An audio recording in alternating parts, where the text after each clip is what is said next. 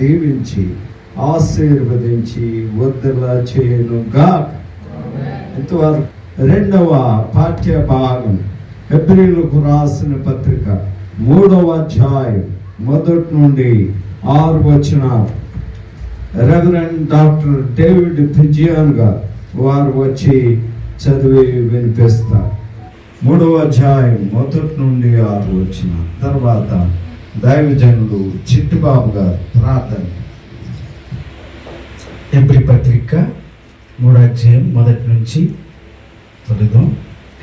ఇందువలన పరలోక సంబంధమైన పాలు పొందిన పరిశుద్ధ సహోదరులారా, మనము ఒప్పుకున్న దానికి అపోస్తలుడును ప్రధాన యాజకుడైన యేసు మీద లక్ష్యముంచుడి. దేవుని ఇల్లంతటిలో మోసే నమ్మకంగా ఉండినట్టు ఈయన కూడా తన్ను నియమించిన వారికి నమ్మకంగా ఉండెను. ప్రతి ఇల్లును ఎవడైనా ఒకని చేత కట్టబడును, సమస్తమును కట్టినవాడు దేవుడే. ఇంటి కంటే దానిని కట్టిన వాడు ఎక్కువ ఘనత పొందినట్టు ఈయన మోసే కంటే ఎక్కువ మహిమకు అర్హుడుగా ఎంచబడెను. ముందు చెప్పబోవు సంగతులకు సాక్షార్థముగా మోసే పరిచారకుడై ఉండి దేవుని ఇల్లంతటిలో నమ్మకంగా ఉండెను. అయితే క్రీస్తు కుమారుడై ఉండి ఆయన ఇంటి మీద నమ్మకముగా ఉన్నాడు. ధైర్యము నిరీక్షణ వలన ఉత్సాహమును తుదమట్టుకు స్థిరముగా చేపట్టిన యెడల మనమే ఆయన ఇల్లు మరియు పరిశుద్ధాత్మ ఇట్లు చెప్పుచున్నాడు. దేవుడు తన వాక్యము మన వినికిడిలో మన హృదయాల్లో ఫలింప చేయుగాక. ఆమేన్. గాడ్ బ్లెస్ యు పాస్టర్ గారు. మరి ఈ బిల్డింగ్ కడుతున్నప్పుడు నేను చూశాను. అది అప్పుడు ఇక్కడ ఏ ఇల్లు కూడా లేవు. అలాంటి పరిస్థితి ఆయన పట్టుదలతో దేవుని సేవ అన్నమాట. వేరే విషయాలు చెప్పుకోవచ్చు, కానీ ఇది వాళ్ళ గురించినటువంటి సందర్భం కాబట్టి మరి వాళ్ళని అభినందిస్తూ ఈ 29-30 సంవత్సరాలుగా వాళ్ళు కుటుంబంగా కలిసి ఉండి వారు మరి అంతేకాకుండాను వారికి దేవుడు వారికి ఇచ్చినటువంటి సంతానాన్ని పెట్టుకోవడానికి దేవునికి వందనాలుగా వారి పక్షాన. ముఖ్యంగా 2 వచనాలు చదువుకున్న ఆదికాండం మరి హెబ్రీ 3వ అధ్యాయం. ఆదికాండం 2వ అధ్యాయం హ్యాపీ మ్యారీడ్ లైఫ్ అనే సందర్భంగా ఆ వాక్యాన్ని తీసుకున్నాను అన్నమాట. మ్యారేజ్ అనేది దేవుడు ఏర్పరిచినటువంటిది. ఓకే, మరి మనము మామూలుగా గుర్తుందా మీకు 2 విషయాలు ఉన్నాయి. లేమి అందు, రోగమందు, సంతోషము, దుఃఖము, ఏ స్థితిలో ఉన్నా కూడా నేను నిన్ను ప్రేమిస్తాను, నేను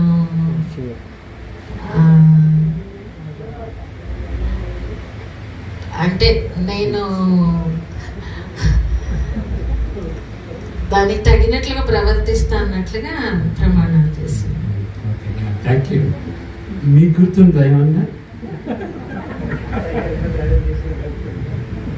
కష్టమందు, దుఃఖమందు, అన్ని విషయాలలో ప్రేమిస్తూ దేవునికి భయపడుతూ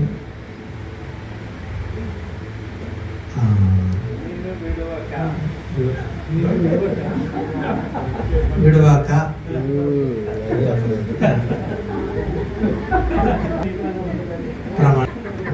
అప్పుడు అంటే మీరు ప్రేమతో ప్రమాణం చేశారు కదా, నిజమేనా? ఇప్పుడు అంటే సీక్రెట్ ఏంటి అంటే, మ్యారేజ్ లైఫ్లో సీక్రెట్ ఏంటి అంటే, మ్యారేజ్ సమయంలో ప్రేమపూర్వకంగా చేసినటువంటి ప్రమాణాలని గుర్తు చేసుకుని, ఓకే, ప్రతి సంవత్సరం ఎంత వీలైతే అంత తరచుగా ఆ యొక్క ప్రమాణాలని గుర్తు చేసుకుంటే అది ఆ మ్యారేజ్ హ్యాపీగా ఉంటుంది. అంతేనా?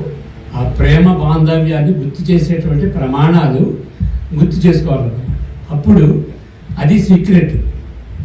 ఎందుకంటే అందరూ చందాలు పోతాయి, డబ్బు పోవచ్చు, కానీ చేసినటువంటి ప్రమాణాలను గుర్తు చేసుకుని దానికి అనుగుణంగా జీవిస్తే అది సీక్రెట్. ఓకే, రైట్ అంటారా? Very good. సో ఎప్పుడైనా సరే మీరు జ్ఞాపకం చేసుకోండి, కష్టాలు వస్తాయి, అపార్థాలు వస్తాయి, మరి ఇబ్బందులు వస్తాయి, కానీ ప్రేమపూర్వకంగా చేసినటువంటి ప్రమాణాలను మాత్రం మనం మర్చిపోకూడదు. అది సీక్రెట్ హ్యాపీ మ్యారేజ్ లైఫ్. కాబట్టి మీరు ఆ విధంగా ఆ దినాన్ని గుర్తు చేసుకుని ప్రేమపూర్వకంగా మీరు ఆవిడకి మీ ప్రేమను వ్యక్తపరచండి.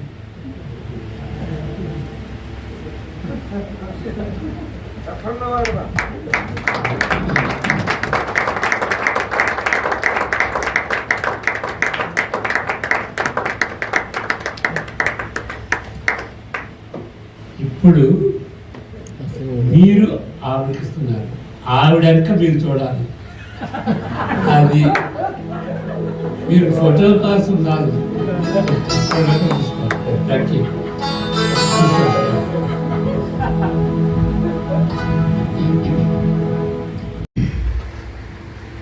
ఈ సమయంలో దైవజనులు reverend doctor new testament professor విశేషమైన జ్ఞానానుభవం కలిగిన దైవజనులు, భార్యాభర్తలు వారి పరిశుద్ధ వైవాహిక జీవితం ఫలవంతంగా ఉండాలంటే ఎలాగుండాలి, స్క్రిప్చర్స్ నుండి చక్కగా మనకులా కాదు, అంతా సహజంగా న్యాచురల్గా బోధిస్తారు అయ్యగారు.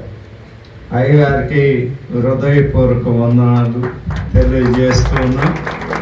ఈ సమయం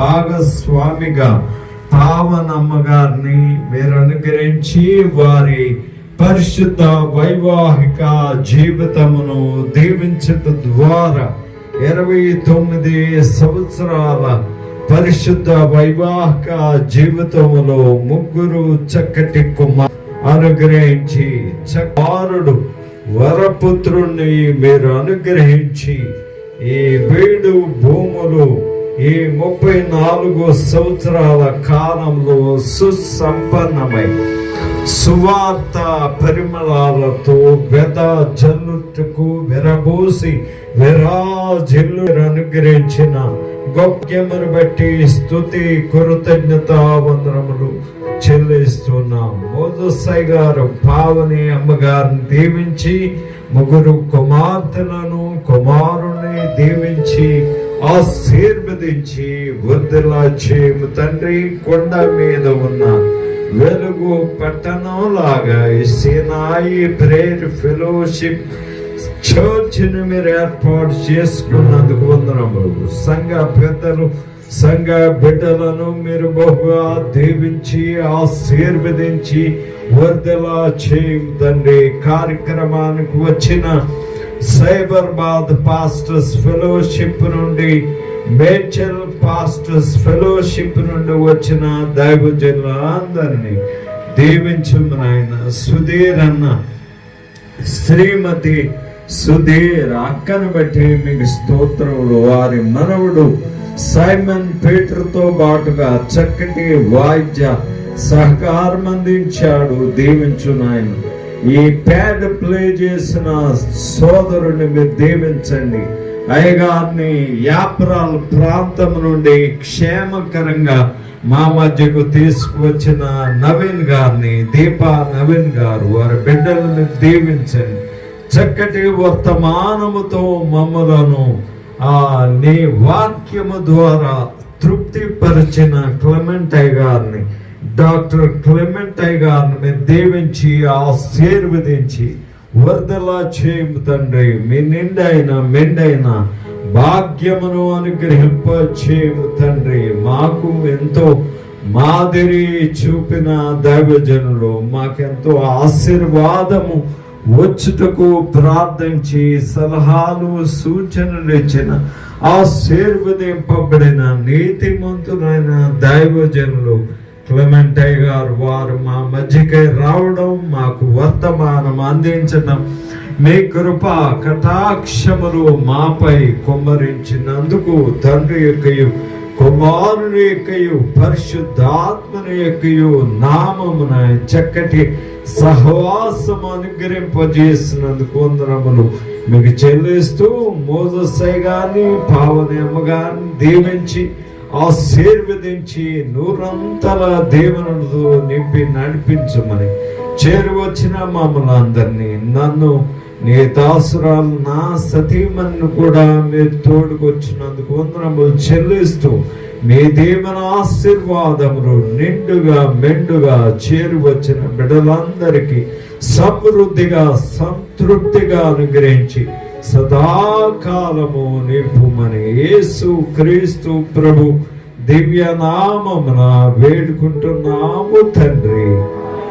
ఆమె డాక్టర్ క్లెమెంటై గారు ఆశీర్వాదం ఇస్తారు. మనందరం ఆశీర్వాదం ఇస్తాం. మీరు మీ ముగ్గురు ఎక్కడికి రండి, మీ పిల్లలు కనుక్కుంటారు. బిడ్డలు క్లెమెంటై గారు దీవెనకు ముందు పాస్టర్ గారు ముగ్గురు బిడ్డలు ఆశీర్వదించి కాపాడును గాక. మరి ముఖ్యంగా మోజెస్ గారి ఫ్యామిలీని దీవించును గాక. ఆయన మీ యొక్క ముఖ కాంతిని నీపై ప్రకాశింపచేసి నిన్ను కరుణించును గాక. ఆయన ముఖ కాంతిని నీపై ప్రకాశింపచేసి నిన్ను, నీకు, నీ ఇంటి వారికి ఇప్పుడు ఎల్లప్పుడూ సమాధానము చేయగా. ఆమేన్. ఆమేన్. చెప్పండి అందరూ ఆమేన్. అది ఓల్డ్ టెస్టమెంట్ దీవెన. అందరికి వందనాలు. భోజనాలు అందరు చేసి వెళ్ళాల్సిన మనం